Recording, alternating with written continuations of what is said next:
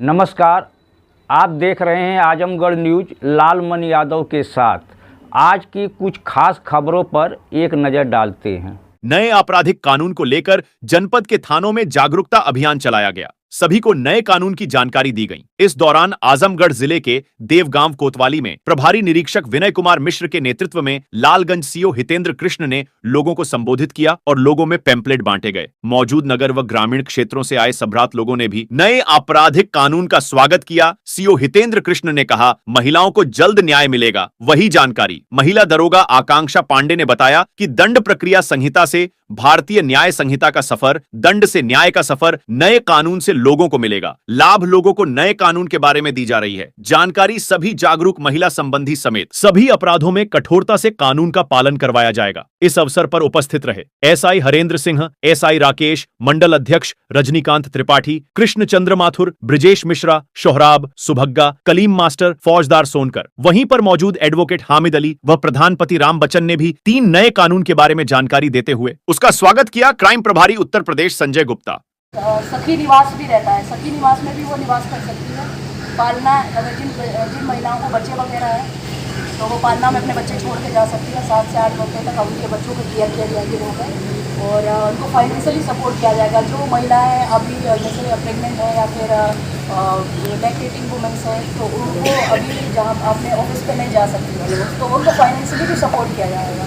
महिलाओं से संबंधित विभिन्न अपराधों की रोकथाम के लिए सरकार के द्वारा बहुत सारी योजनाएं चलाई गई, जैसे राष्ट्रीय महिला आयोग अधिनियम बनाया गया, तो उसी के तहत राष्ट्रीय महिला आयोग भी बना हुआ है। राष्ट्रीय महिला आयोग महिलाओं से संबंधित बहुत सारे अपराधों पर उनकी आवाज़ उठाती है, और जब उनके साथ कोई भी गलत काम होता है तो निचले स्तर पर राज्य में भी महिलाओं के संबंधित आयोग बने हुए हैं, उसमें कार्य किया जाता है। महिला सुरक्षा कानून आए हैं बहुत सारे, और छोटी बच्चियों के साथ जो भी गलत काम हो जाते हैं नॉर्मली तो होते हैं तो वो आईपीसी के सेक्शन के थ्रू जाते हैं। तो अभी पहले जो आपका ये 375-76 था, अभी नाउ डेज वो आपका 63-64 में आ गया है, जो नए कानून आए हुए हैं बीएनएस में। और तो वो मिसलीड कहीं ना कहीं हो जाती है, तो आप लोगों की रिस्पॉन्सिबिलिटी है वी द पेरेंट्स, एंड आप लोग उसको अगर सपोर्ट करेंगे कहीं थोड़ा बहुत मान लीजिए वो मिसलीड हो गई है तो उनको उस टाइम के लिए आप उसको थोड़ा माफ़ कर दो। ऐसा नहीं है कि बस आप दिक्कत हो गया कर बैठ जाओ, पढ़ाई कर लीजिए बस हो गया तुम्हारा, ऐसा नहीं करना है। आप सभी लोग हैं तो एक मैसेज मैं आपको देना चाहूँगी कि आप सभी की लड़कियाँ हैं, और लड़के भी स्पेशली आप अपने लड़कों को भी थोड़ा बहुत मोरल वैल्यूज दीजिए। हाँ, आपकी बहन है जैसे वैसे सबकी बहनें हैं, और अपनी बहन को जैसे देखते हो सारी बहनों को वो भी आपकी बहन है। तो अगर ऐसा आपके बच्चे करेंगे तो कहीं ना कहीं ये सारी चीज़ें कम हो जाएंगी। समाज में हमारे लोग आते हैं और वही कुछ ना कुछ कर देते हैं, ऐसे काम की इतने रूल्स रेगुलेशन बने। अगर सारे लोग तो समझ जाएंगे तो शायद ऐसी चीज़ें नहीं आएंगी। और बाकी तो आपके आग्रह करते हैं वो आप लोगों को संक्षेप में इन नए कानूनों के बारे में बताएं। धन्यवाद। आज की इस चर्चा में आप सभी लोग उपस्थित हैं, आप सभी का स्वागत है, अभिनंदन है। जैसा कि इंस्पेक्टर साहब ने बताया तथा हमारी प्रशिक्षु महिला एसआई साहब ने बताया कि जो अभी तक हमारे आईपीसी, सीआरपीसी तथा एविडेंस है, ये इनके आधार पे हमारी सारी न्याय प्रक्रिया चलती थी, वो एफआईआर से लगा के सजा होने तक अब उनमें परिवर्तन किया गया है। आईपीसी के स्थान पर भारतीय न्याय संहिता, आईपीसी के स्थान पर भारतीय न्याय संहिता को लागू किया गया है, जो कि 1 जुलाई 2024 से ये ग्राउंड लेवल में प्रारंभ हो चुकी है, और जनपद में पहली एफआईआर भी दर्ज हो चुकी है। इसी के साथ साथ जो सीआरपीसी थी, भारतीय दंड प्रक्रिया संहिता, जो कि बेसिकली न्यायालय में ज़्यादा प्रभावी होती थी, वहाँ उसका ज़्यादा उपयोग होता था, उसको भारतीय न्याय सुरक्षा संहिता के नाम से जाना जा रहा है, उसमें भी परिवर्तन किया गया है। और जो के अनुसार जो बदलाव होने चाहिए, 1860 में आईपीसी लागू हुई थी, जो कि औपनिवेशिक शासन के समय लागू हुई थी। तो करीब 150 वर्ष व्यतीत होने के बाद सरकार को ये लगा कि अब कुछ धाराओं में परिवर्तन की आवश्यकता है और सजाओं में परिवर्तन की आवश्यकता है। इसलिए इनमें परिवर्तन लाने की आवश्यकता महसूस हुई और 1 जुलाई 2024 से इसको लागू किया गया। DNS है, यानी कि भारतीय न्याय संहिता, जिसको पहले IPC के नाम से जानते थे, उसमें सैकड़ों धाराओं में परिवर्तन किया गया है। कुछ में सज़ा बढ़ाई गई है, कुछ में सज़ा घटाई गई है। जैसे समय की मांग थी उस हिसाब से अब इस संहिता में परिवर्तन किया गया है।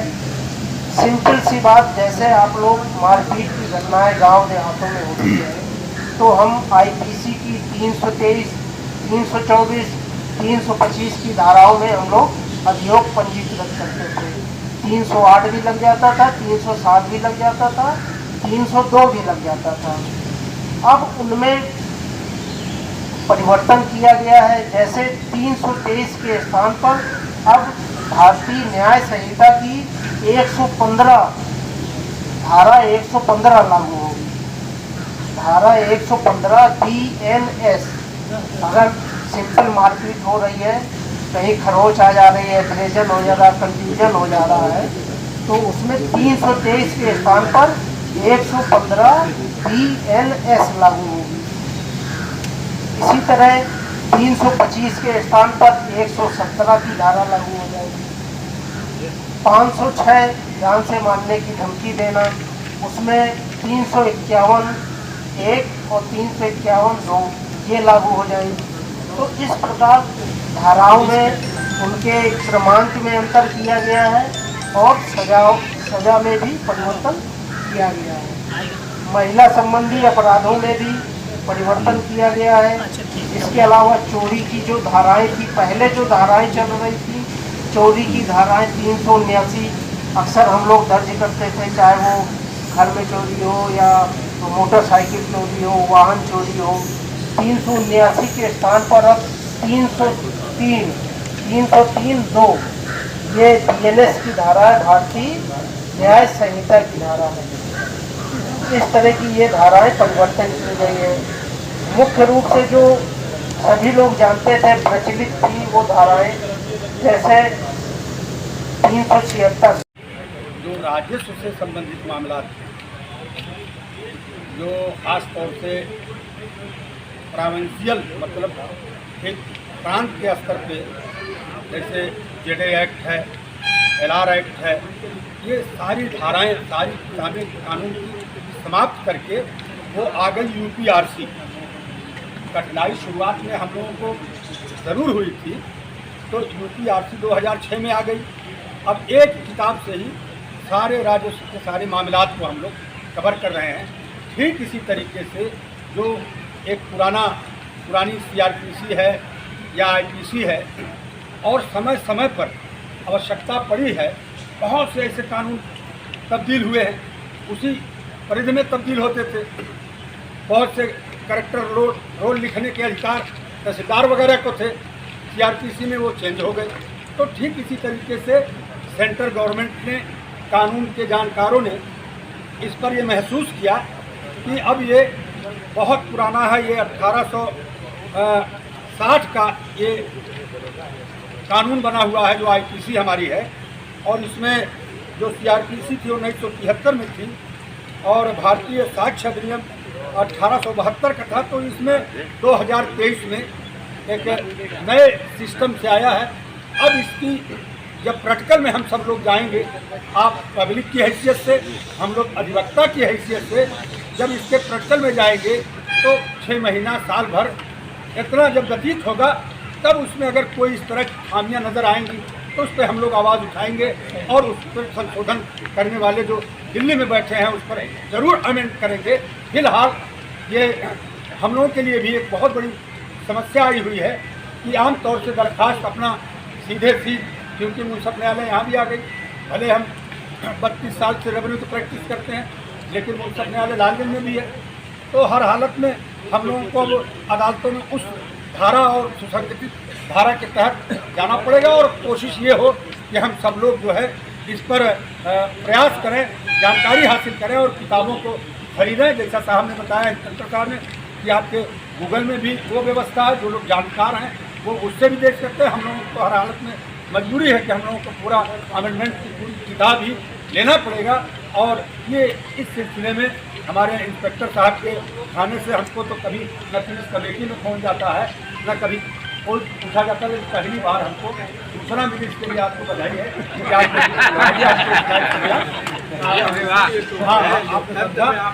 सबसे पहले अपना परिचय दीजिए।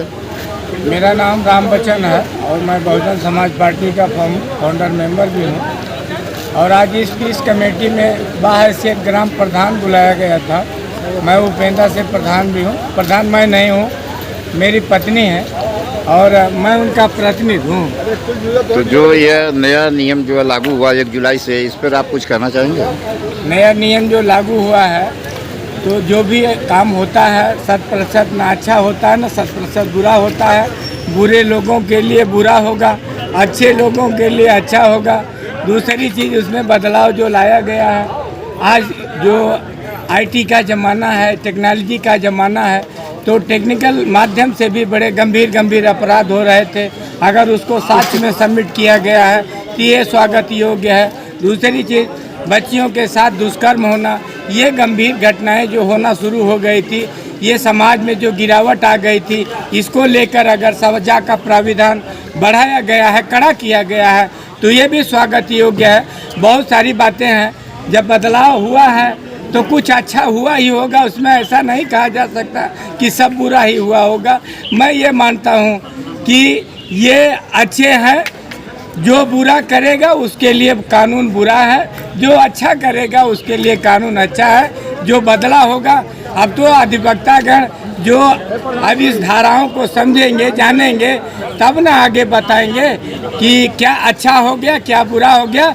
लेकिन फिलहाल आज कोतवाली पर जो हम लोगों को जानकारी देने के लिए बुलाया गया था, ये सराहनीय कार्य रहा है और उसमें हम लोग भी समय से उपस्थित होकर सुन पाए हैं, जान पाए हैं। तो मैं इसके लिए CO लालगंज और इंस्पेक्टर साहब को धन्यवाद दूंगा कि कम से कम बुलाकर बताने का काम किए, समझाने का काम किए।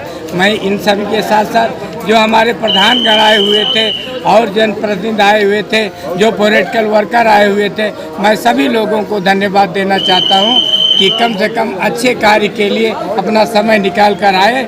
और इसके साथ आप लोगों को भी धन्यवाद कि मेरी बात को आप लोग दूर तक फैलाए। इसी के साथ नमो।